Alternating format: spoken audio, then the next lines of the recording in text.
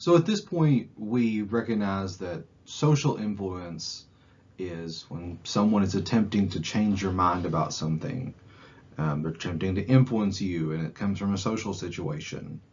Conformity is when you adjust your attitudes or your beliefs to what other people are believing or their own attitudes. So these are related. Social influence is when someone's trying to change your beliefs. Conformity is when you do change your beliefs as a reaction. They're not the exact same thing, though. Social influence is typically talked about as a directed thing. Conformity, somebody doesn't have to try to change your mind for you to conform to what other people are doing. It can be a process that you choose to do on your own. So let's dive into the social psychology of both of these. I like to take a step back and think about the ABCs we talk about in social psychology: affect, behavior, and cognition. When you conform to others, you're being pressured by the social influence others are putting on you. You can conform through A, B, or C. You can conform your affect, so you can match the emotional states of other people around you. You're at a concert, other people around you are very happy, they're having a good time.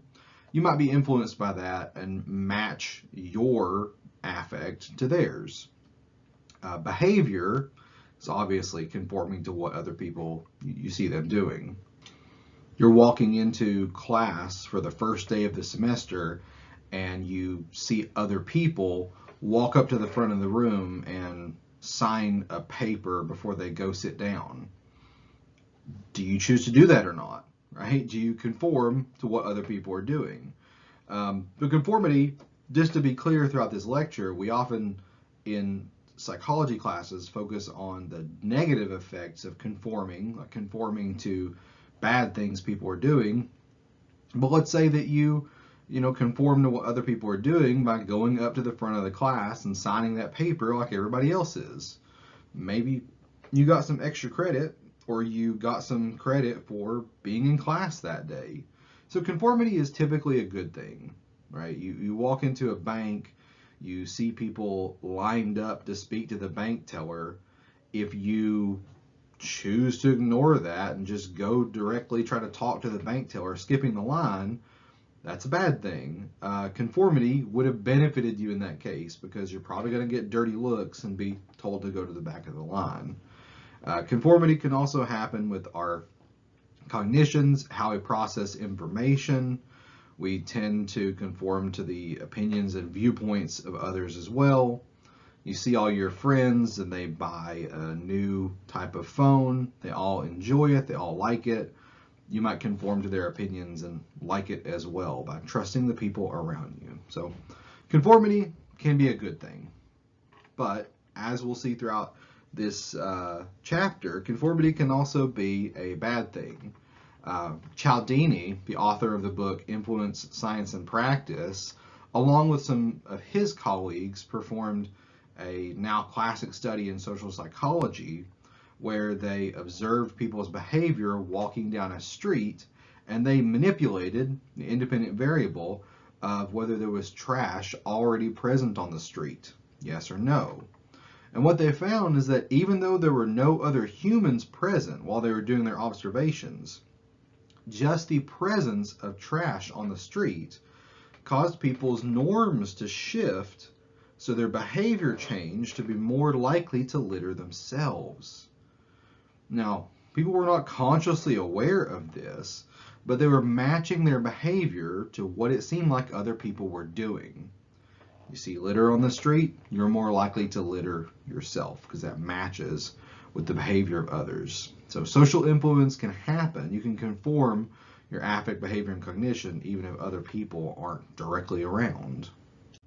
Now, we've talked about norms before. You've heard that term. Norms refer to behaviors that are acceptable in a given culture, but we're going to make that a little bit more complicated by dividing that into descriptive norms and injunctive norms. These are related, but they're not the same thing.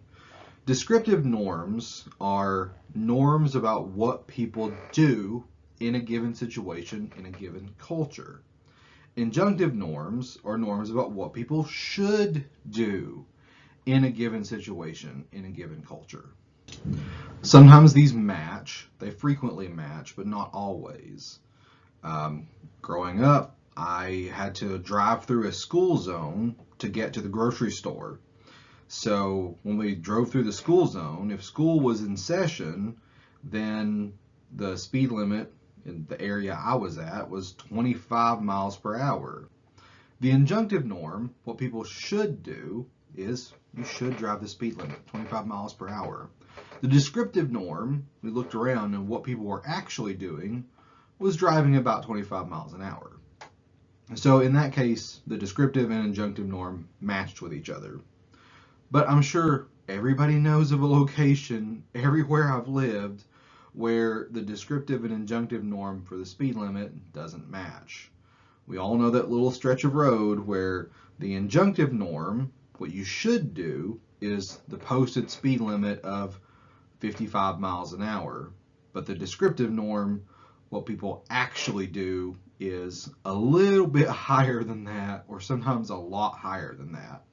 So what people are actually doing doesn't always match with what people should be doing.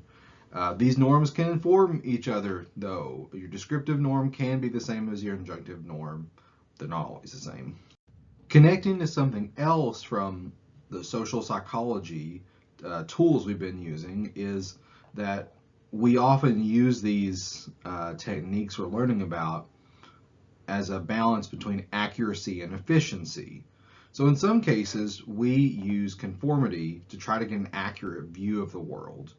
Informational conformity is when we change our opinions or behaviors to conform to what people are doing when we believe they have more accurate information than us. Authority works really well here.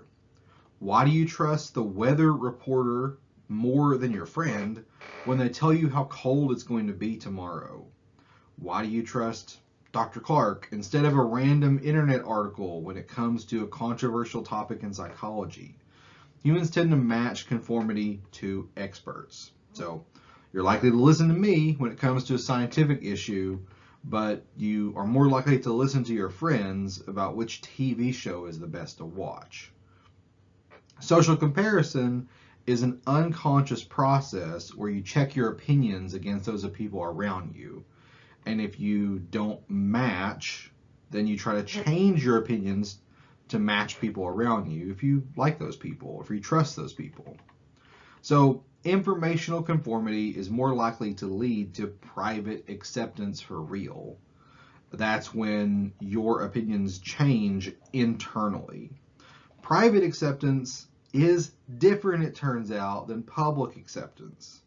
Public acceptance of an attitude or public display of a behavior is when you give the outward appearance that your opinion on an issue has changed, when really internally you haven't changed. You're with your friends at the hockey game and everybody loves one of the teams that is playing. You are likely in that situation to match your public acceptance to the team everybody enjoys because you don't want to be seen as the outcast. That doesn't mean that you're going to change your private acceptance of which team is the favorite. So informational conformity, when you learn more information about something, can lead to actual true private acceptance. But social pressure doesn't always lead to private acceptance, even if it leads to public acceptance. Now, normative conformity is when we express opinions or behavior just to help us be accepted by our peers and avoid social rejection. So when you're at that hockey game and people around you are all cheering for the same team, normative conformity is when you try to blend in so that you don't become the outcast. So we're consciously and unconsciously always checking the opinions of people around us, and then you're unconsciously trying to fit in with those around you. So your brain is subtly shaping your opinions to match everybody else's. This is a technique that your brain uses to help you fit in. when I was in middle school in Tennessee, I was a big fan of NASCAR. Now, those of you that, if you know me very well at all, do I actually care about NASCAR? No. But when I was growing up, if you weren't a fan of NASCAR, then people had less to talk to you about. You weren't accepted into the group that I ran around with in middle school. So this is an example of public conformity. I knew enough about Jeff Gordon to get me through a conversation, but I didn't internally love NASCAR. You may find also that your public conformity can lead to private acceptance, but not always. An example of this might be many people, they begin to use drugs or alcohol socially when they're out with friends, and then over time their opinions about drugs and alcohol can change internally. So at first, maybe you are doing drugs just to fit in, but that can transform your opinion over time so that you actually think that it's okay, it's acceptable. Conforming to fit into a group does not necessarily conflict with conforming to be accurate. So usually the people around you that you want to fit in with do have good opinions about things. A lot of our conformity is based around, we have good reasons to conform to what others are doing. People around you are washing their hands, you start washing your hands, and you get sick less often than if you refuse to do it. So fitting in is, your brain striving for accuracy, while also maintaining efficiency. So rather than trying to make your own informed opinion about every single thing in the world, which would take forever, you'd be, thinking all day trying to figure out everything else. Your brain takes a shortcut, which is I want to maintain accuracy and efficiency by just matching what other people are doing. Surely the wisdom of the group can help me out here. So in one of the most recognizable experiments from social psychology,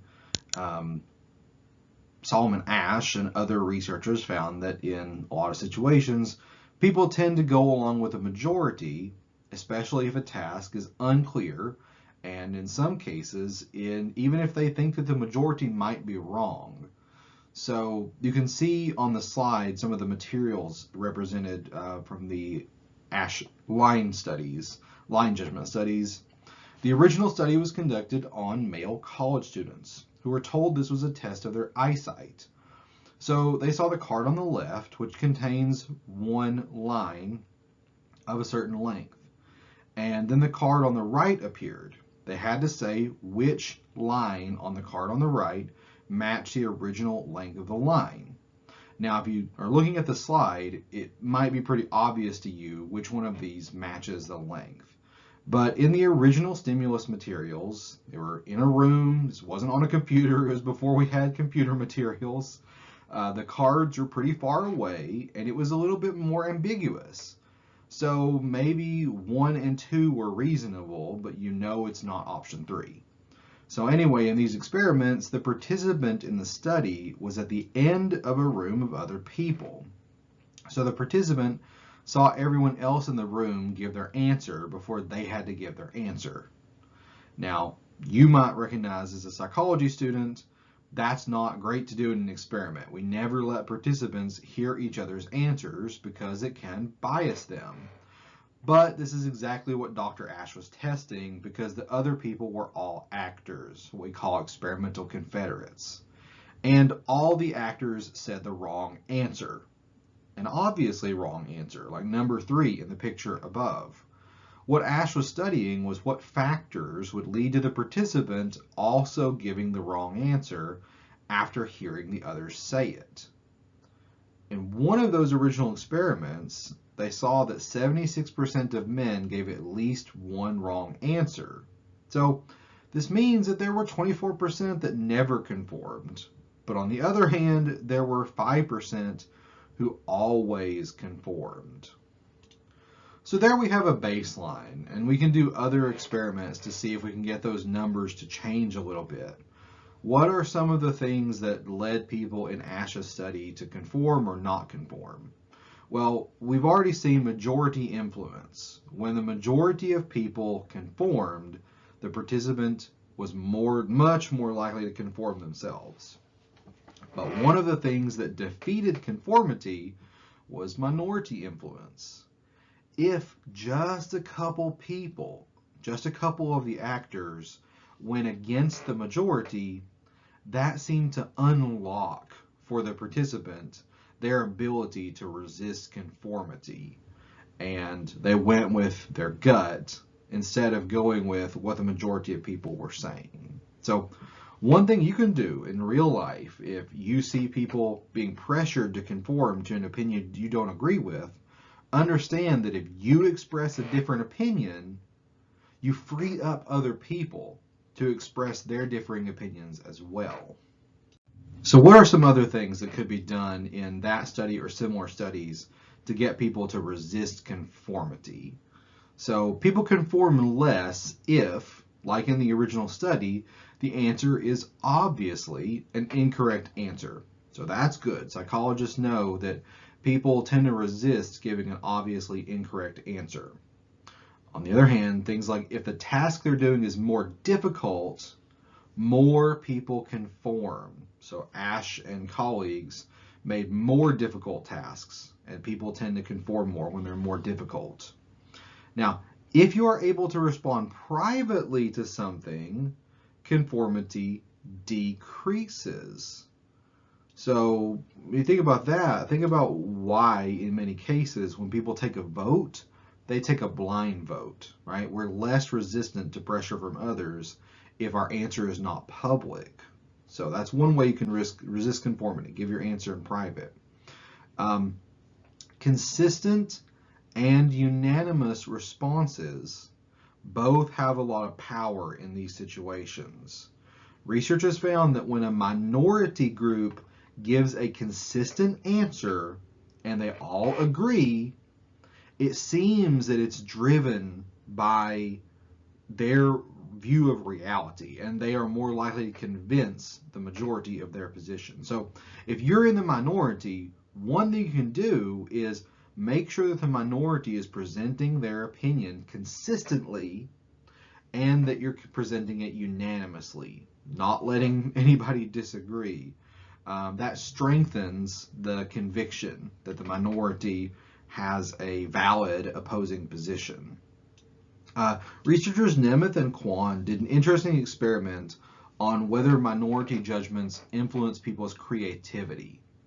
So everyone saw the word on the slide, TDOGTO, in case you can't see it. Now, obviously that doesn't spell anything. It's not a real word. So in the task, everyone saw this word and then privately wrote down what real word this reminded them of. I mean, what do you see? What does it make you think of? So honestly, most participants, it made them think of the word dog. Then the experimenters showed you everyone else's responses. But since it was private, they were actually in control of the responses. They were manipulating that as an independent variable. So they say that in one condition, 3 out of 4 people in your group saw the word dog, but one person saw the word God. Or in another condition, they say the majority of people saw God, but only one person saw the word dog. When participants thought that the creative response, in this example, God, was done by just one person, the participants got more creative themselves.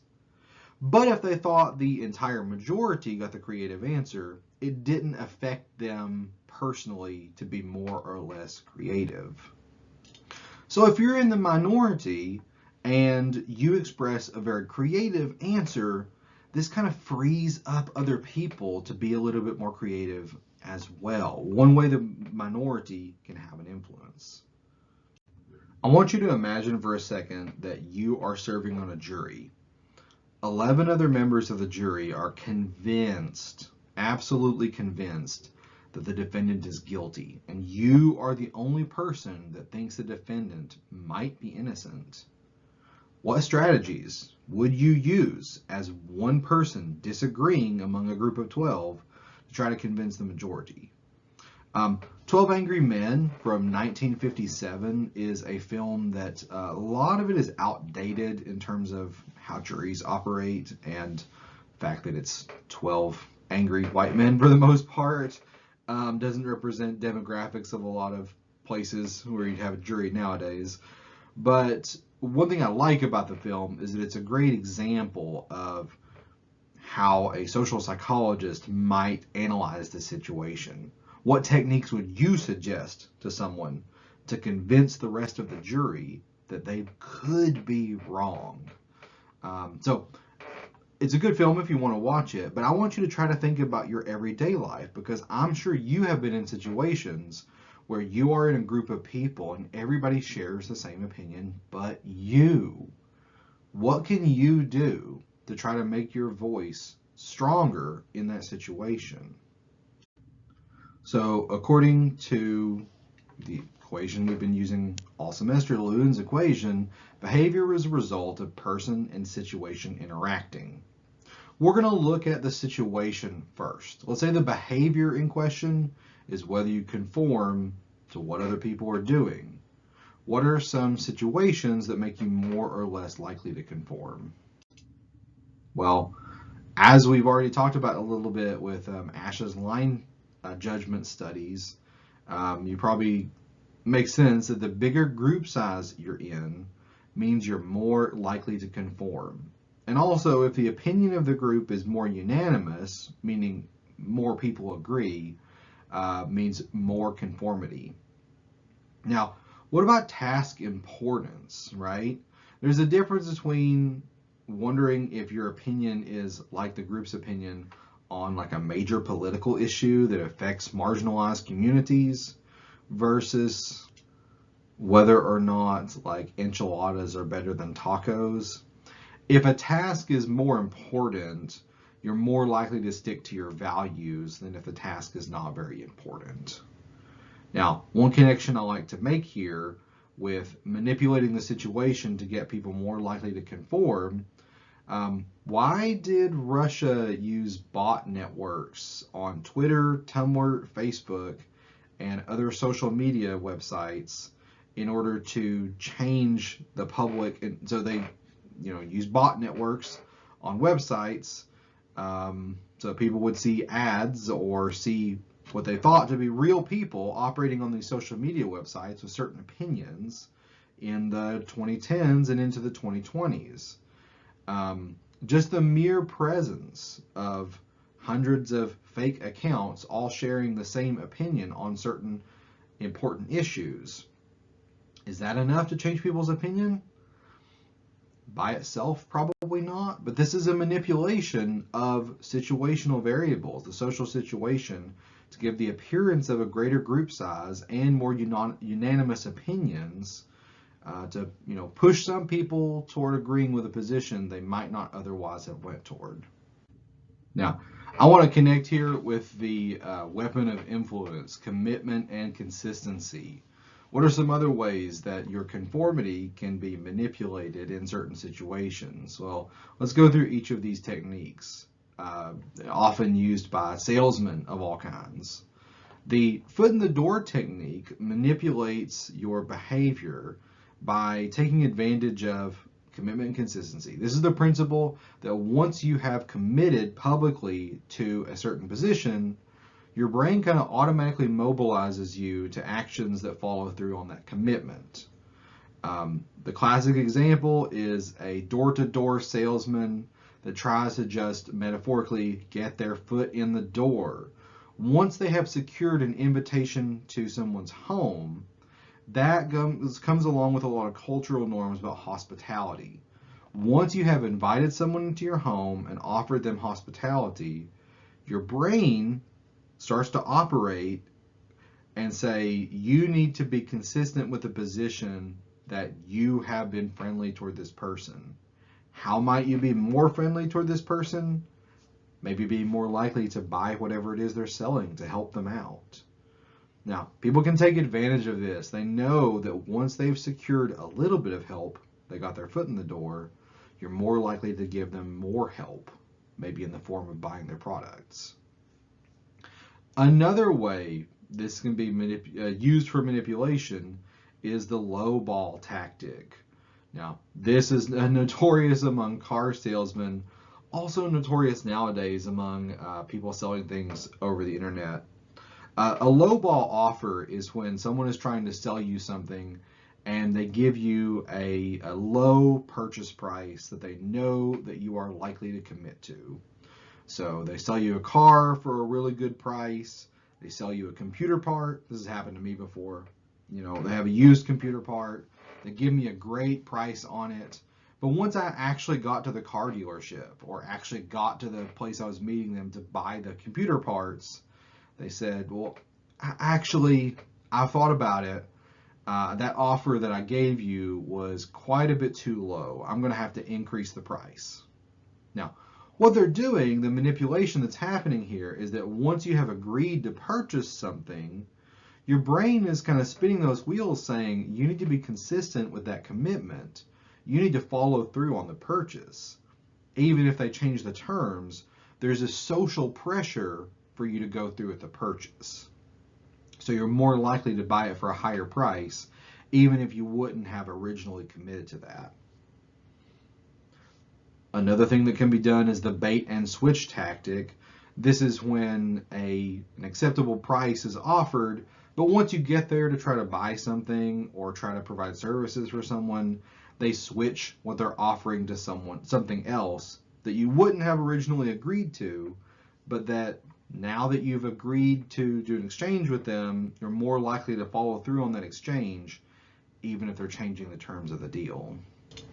My brother sent me a text the other day about he was traveling and he had booked ahead of time from a car rental agency and he got a pretty good deal on it. But once he actually, he got off the plane, it was in a new location at the car rental agency. They said, we actually don't have the car that you booked, but we can offer you a different car that we have available. Well, he had already committed to purchasing something from them. So when they used the bait and switch tactic, he went ahead with it, rented a car from them because he'd already made that commitment, even if he wouldn't have if he knew they were going to switch their services. Finally, another way to influence someone to conform to a certain position is labeling. Labeling is when you give someone a label, trick them into agreeing with it, which then means that they will commit to actions that reinforce that label in the future. I let Miss River know that she is a good baby. She is the best little girl. She's so well behaved. She always lets me trim her nails without any fuss, and she never begs me for more food. You are such a good girl. You are such a good girl, honey. By applying the label, you are such a good cat, if I can get her to verbally agree that she is a good cat, and then later on ask her to initiate behaviors that are consistent with being a good cat, then she is more likely to follow through with behaviors that are consistent with that label if I got her to agree with it. Unfortunately, labeling does not work on cats because they can't verbally agree to their label, and also because they are antisocial jerks. All right, I'll give a more serious real-world example. I had a cousin that was thinking about buying a security system for his house, and so he had a salesman that was talking to him. My cousin has 2 kids, and they have several pets, the family does. The salesman made sure to get him to agree, like, you're really a security conscious father, right? You really care about your family's security. Once he got my cousin to verbally agree to that description, that label, he's a security conscious father, that initiated this commitment and consistency principle. So he would then take actions to be consistent with that label that he had let get applied to himself, such as buying a security system, maybe spending more money than he really needed for the services that he wanted. So you can manipulate the situation by getting people to apply labels to themselves, getting them to change their behavior So all these social pressures are there. Another way you can manipulate the situation if you want someone else to conform to certain behavior is by giving yourself the trappings of authority. Classic study of this in psychology is Stanley Milgram's study of obedience to authority. In these classic studies, Stanley Milgram was a researcher who had people come into the lab and participate on a study of learning. Two participants would both draw names out of a hat.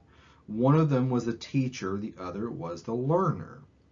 The learner would go into a separate room and be hooked up to a machine that would apply small electrical shocks anytime they got a question wrong. The teacher was in another room with Stanley Milgram or one of his research assistants, and they were reading from cards. They were reading out loud questions, getting the learner to memorize them. So the teacher was reading the questions, and if the learner got something wrong, the teacher would click a button and apply a small electrical shock. But if the learner kept getting questions wrong, the teacher was instructed to increase the electrical shock. Press the next button, shock them harder. That's what the experiment is about, right? If they get it wrong, you have to shock them. And to the point where 65% of teachers in one of the original studies would give electrical shocks that were labeled on the machine as dangerously high levels of electricity, and the learner in the other room was speaking over a microphone would become silent and unresponsive. The experimenter would say the experiment must continue. You must keep administering shocks to them, even if they have stopped screaming in pain and you can't hear them anymore. Now, if you've heard of this experiment before, you know that in the actual study performed by Stanley Milgram, the learner was an actor, an experimental confederate working as part of the study. So they weren't actually receiving the electrical shocks. In fact, the aim of the study was not about the learner learning new material. The actual goal of the research was to see if the teacher would administer dangerously high levels of electrical shocks if an authority figure asked them to, right? And we found in one of the original studies, over 65% of people actually did go through with dangerously high levels of electrical shocks. And lest you think, is this because Stanley Milgram used all male participants from a relatively wealthy area in the 70s? Surely this can't happen today, right? We know better. Dr. Berger has performed several replications of Stanley Milgram's work using updated and more ethical procedures, and also using more updated and more diverse samples of people. Now we have studies involving women, for example, a big oversight among others in Milgram's original work. But modern day research in the 21st century shows similarly high levels of obedience to authority. People still administer these electrical shocks. Now, what's important to note, going below the surface here, going further than an intro to psychology course would go, is that not all of Milgram's studies showed extremely high results of obedience to authority. Milgram performed a series of studies. He didn't just do one. And he found that several things dramatically increased or decreased whether people would conform to his instructions. One of the things was that he identified himself or his research assistants as having legitimate sources of power. They were from a well-known university. They were researchers. They would wear lab coats. They would be in a situation that the rooms they were in looked very official. The equipment looked very real and official. But if you take away some of these trappings of authority, like the lab coats, like the professional attire, like the association with a well-respected university, people's authority would go down. Okay. Also, the research assistants in the study were very insistent that the experiment must continue. They were given instructions and training so that they would be, consistently very insistent the experiment must continue. They applied a lot of pressure to participants in this situation. But in other studies, research assistants would allow the teacher to stop if they asked to stop. They wouldn't pressure them to continue. And then they wouldn't continue, right? So it takes a lot of manipulation of the situation to get people to perform these outrageous tasks. They won't just perform them spontaneously. You do have to make some effort at presenting yourself as a legitimate authority figure and pressuring people to do things like this. Stanley Milgram, is part of his research was exercising power. Now, there are, according to French and Raven, and we still use this framework today in a lot of research, we can divide sources of power into at least 5 different categories. What Stanley Milgram was doing when he made his research assistants and himself wear lab coats and announce that they were from a well-respected research institution, they were using the social signals of legitimate power. Legitimate power is you are an authority figure because society has agreed that you have power from certain sources. When you see, a police officer wearing a uniform, a doctor wearing a white lab coat, your boss is wearing a suit, they're wearing, attire for their appropriate to their position. All these are signals that someone has legitimate power. Like some social institution, whether it be a business, a university, a government, has given you power over others. But there are other types of signals of power or, uses of power. Reward power is the power you derive from being able to give things to other people. This is contingent upon how much other people need those rewards. So your boss has reward power. Maybe they sign your paychecks. Nowadays, more metaphorically than literally, but you get what I'm saying. If you need the money, their reward power increases. If you're financially stable, their reward power decreases. Coercive power is power that comes from being able to cause problems for other people. Coercive power is things like being able to bully others, getting revenge on other people, using physical violence against other people. Coercive power happens on the elementary school playground. I remember kids bullying each other almost every day. Coercive power, it's important to note, is power over other people that is likely to make them conform publicly, but is not very effective at making them change their opinions privately. You can bully other people into liking Pokemon more than Digimon. That's another example from elementary school. But when they go home for the day, they'll go back to whatever interests and hobbies that they already had. They're not going to change it just because a bully told them to. Legitimate power is power that's derived from social institutions. This is contingent upon how much legitimate power those social institutions have. If a government decides that someone has power because they're an elected position or they are able to enforce laws or something else like that, when that government collapses, they no longer have power. Or if you don't trust an institution that gave someone power, they lose their power.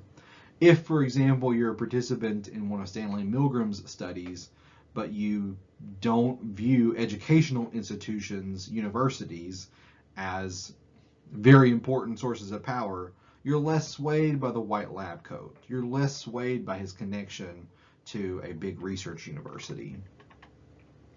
Referent power is the power other people have when they're looked up to or revered. I think of a modern example of this might be social media influencers. They have referent power because other people, want to follow them and emulate them. This is, power that comes from fame, power that comes from having a high social position. You know, the football players that you know and look up to that make, you know, multi-million-dollar salaries, they have referent power as a result of their fame. Now, they also have other sources of power because maybe they have money, they have social status, and so on. But referent power is, again, contingent upon how society sees these individuals. As soon as they lose their famous status, they lose their referent power.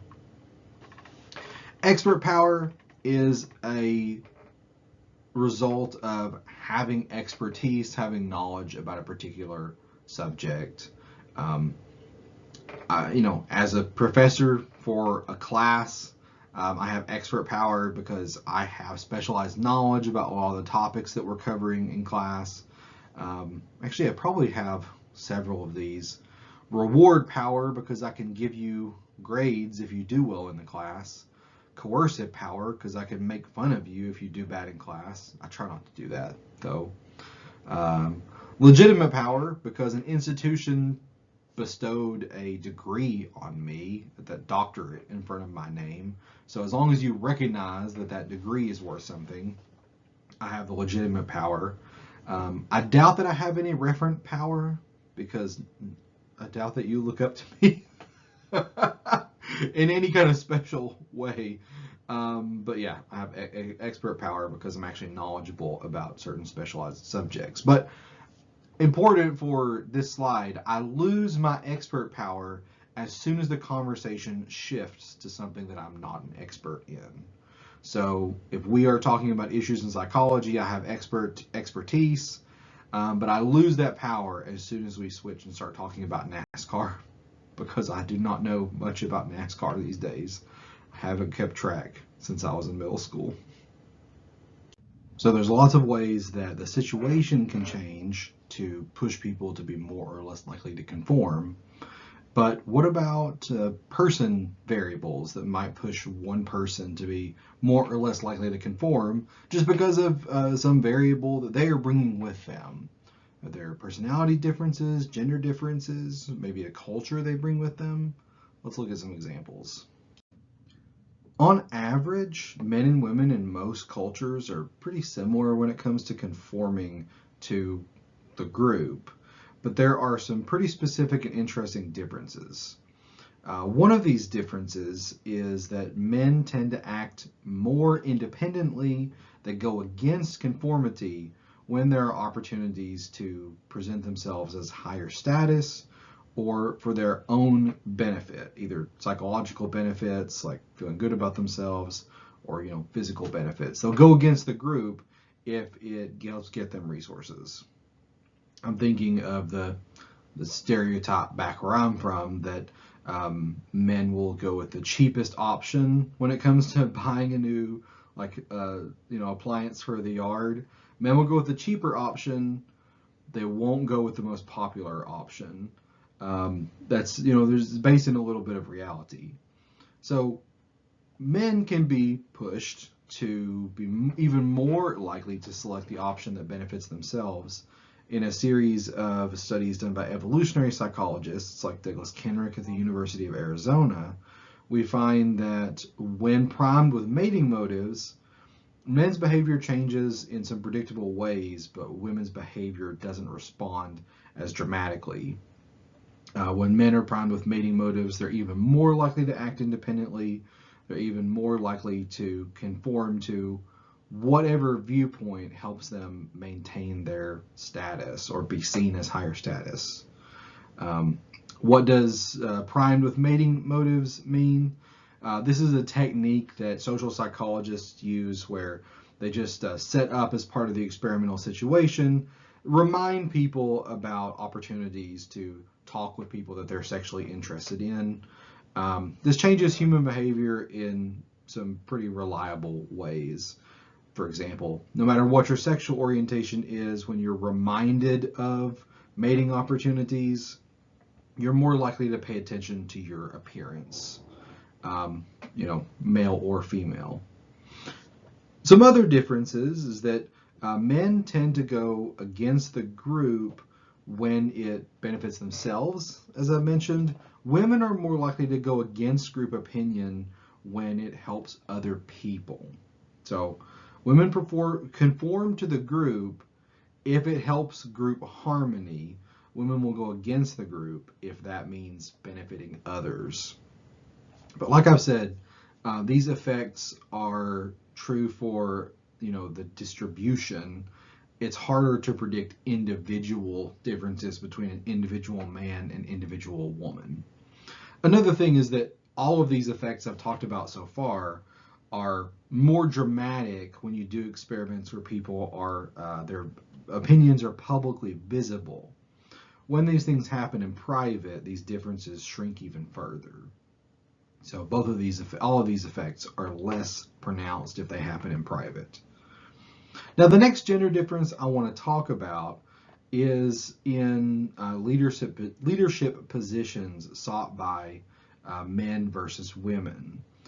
In the dominant culture that I'm in, this global Western monoculture of which the United States is a part, many of the stereotypical traits that people associate with leadership are coded as masculine traits. This is true for this culture and for many other cultures.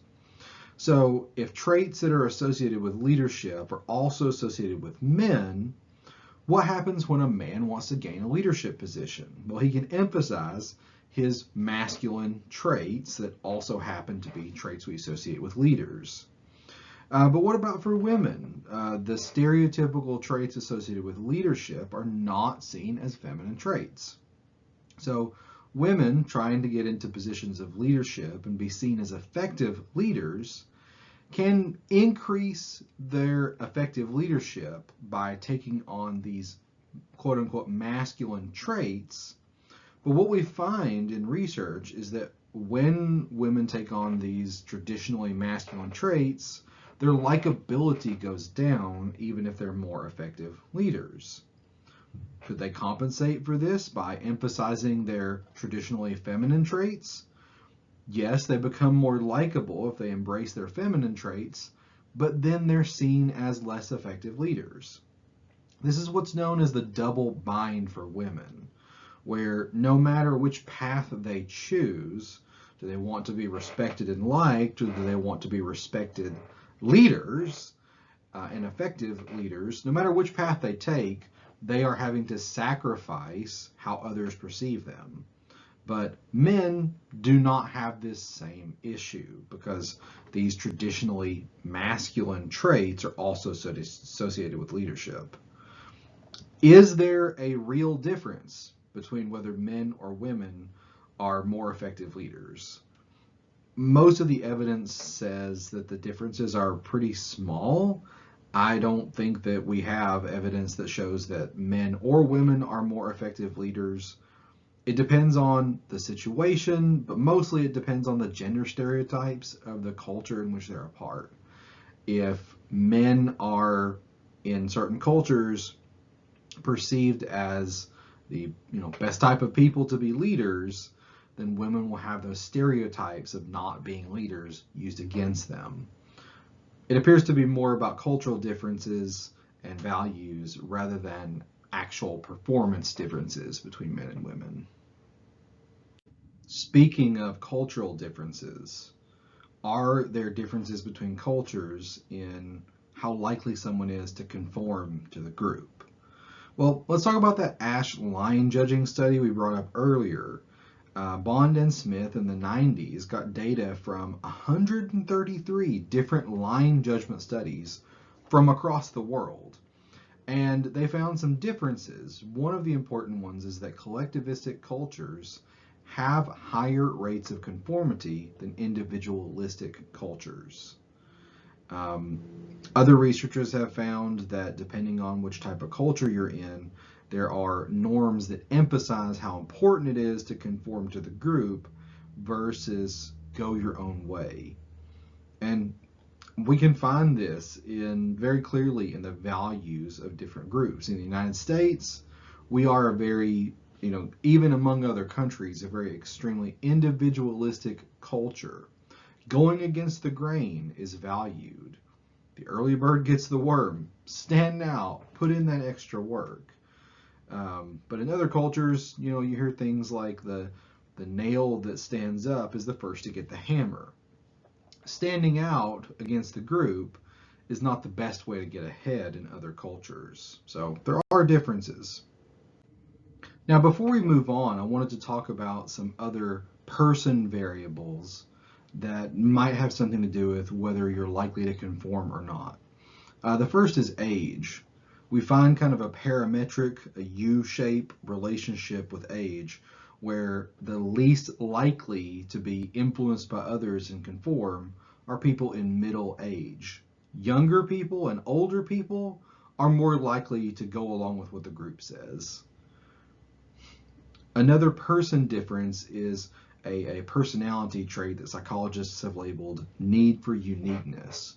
So there is a difference from person to person in how much we internally need to stand out from the group. If you're high in need for uniqueness, you're more likely to go against what the group is doing. Now, another trait that can influence this is psychological reactance. Psychological reactance is a strong motivational state that prevents conformity. People can be driven into this state if you drive them to conform too much. Think about the phrase reverse psychology. Where you're trying to convince someone to do something, your efforts to change their mind might actually lead to them resisting you trying to change their mind. There's a study from the 70s I want to talk about that's a very dangerous example of this, psychological reactance, people refusing to conform to the norms of the situation. And that is, a team of researchers were looking at the courtroom practice of telling jurors that they must ignore certain evidence if it was presented inappropriately. We've probably all seen this on shows like Law and Order, although it happens pretty rarely in real life. And that's a good thing, because what the researchers found is that in many cases, for people who have high psychological reactance, telling them to ignore evidence, like in a courtroom setting, actually pushes them to be more likely to remember it. Not only are they resisting conforming to the norms of the situation, but it's actually pushing them in the opposite direction. So rather than ignoring it, they are more likely to remember it. I'm going to again bring up that behaviors are a result of an interaction between the person variables and environment variables. And that's apparent in leadership like it is in other areas. So leadership is comprised of, you must lead a team using certain behaviors. Now, whether your behaviors, your instructions, your direction, whatever it is, whether that's effective at getting a team to accomplish their tasks might depend on person variables such as parts of your personality, but it might depend on environment variables, the social environment or the physical environment. And we've done research on both. Psychologists have found that some personality traits are better predictors than others of good leadership potential. More intelligent individuals tend to make better leaders. They make better decisions. People trust those decisions more. There's a lot of other variables here, like their social skills, their creativity, their conscientiousness. The list goes on. There are a lot of personality traits related to leadership skills. So many I can't summarize them here. Researchers have tried to find whether there is a core personality trait that leads to strong leadership, and there's some mixed evidence about that. On the positive side, so we did find evidence, many people have studied charisma and leadership and found that there is a style of charismatic leader that uses their natural charisma, their social skills, their people skills in order to effectively lead a team. Another area where we found some positive evidence in favor of personality and leadership interaction would be when we look at a couple different specific styles of leadership, like the transactional approach to leadership or the transformative approach to leadership. Individuals that are more inclined toward a transactional approach Transaction refers to the small everyday transactions that make up any relationship. Giving instructions, giving help, getting feedback, giving feedback. A transactional leader is a leader who guides the group by these small everyday interactions. So it's a more gentle hand guiding approach for some people.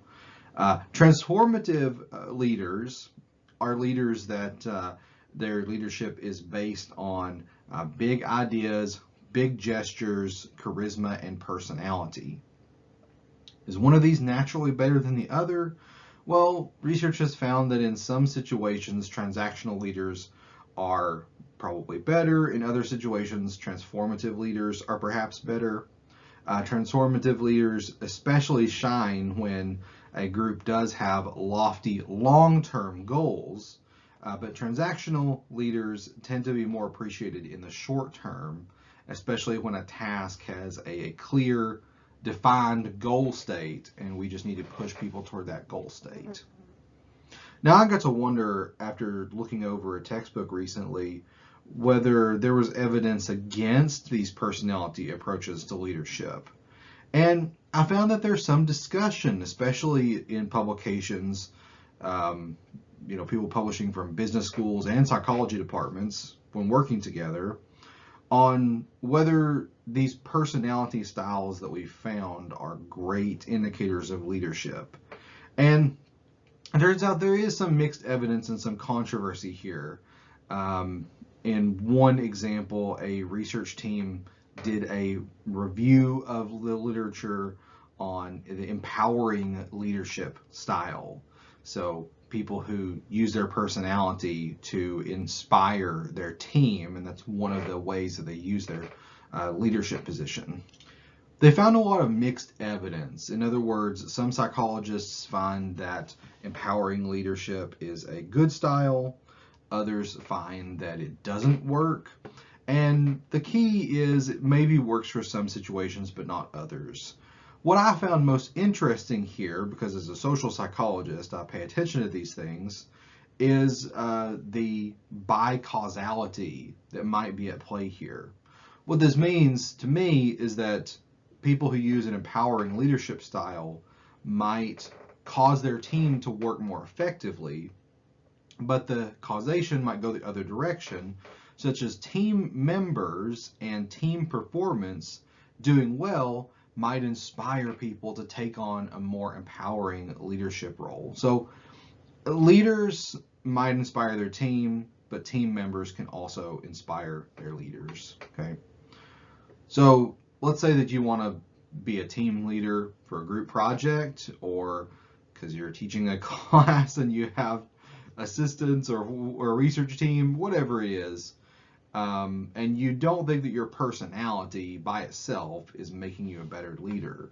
Can you manipulate the social environment? Can you do other things in order to increase your effectiveness as a leader? There are certain things that you can manipulate as a leader or try to have some control over that aren't based on your personality. This comes from research from Dr. Fielder. This has been around for a few decades at this point. One thing is look at the degree to which the leader already has a good relationship with the group and support of your group members. So one thing you can do to increase your effectiveness as a leader is to manage the relationships you have with people. Turns out having a good relationship with people can increase your effectiveness. Second is the extent to which the task you're working on is structured versus unstructured. In some circumstances, so what is structured? A structured task is one in which there is a defined end goal. An unstructured task or ambiguous task is one in which the victory condition or the success condition is not very clear.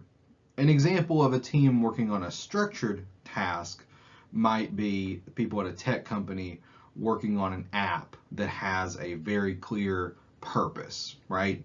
You know what the app is going to look like at the end of the process. An unstructured task might be more like if I'm working on a research project in a new area and we're doing exploratory research. We don't know what our final publication or report of our research is going to look like because we haven't collected data yet. Certain leadership styles work better with structured tasks versus unstructured tasks. So you can try to provide more structure to your team or less structure in order to get the results that you want. I'm going to go ahead and connect here to task-oriented leadership style versus relationship-oriented leadership style. When the project you're working on has a definite, a very defined ending point, task-oriented leadership style tends to be better. So if you know the exact steps to take your task from point A to point Z, task-oriented leadership is what you should focus on. You're working on a group project and you're leading your group to try to finish the task. If you know exactly what steps you need to take to get your project done, maybe go with task-oriented leadership. When the task you're working on is less ambiguous, you don't exactly know the success conditions, relationship-oriented leadership style tends to be better. So if I'm working on a research project with a research team and we don't exactly know what our final product is going to look like because we haven't collected the data yet, building up those relationships among team members might create a better environment for us to get to a success state.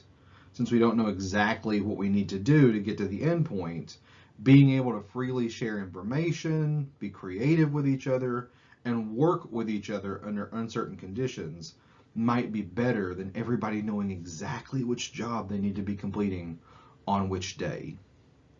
So I said the contingency model of leadership effectiveness had 3 points. We already talked about leader and member relations. We talked about task structure. And finally, you can try to be aware of, if you're a leader, the actual level of power or support you have in an organization. Members of a team, under some circumstances, favor a leader that has a clear position of authority, so they'll listen to them.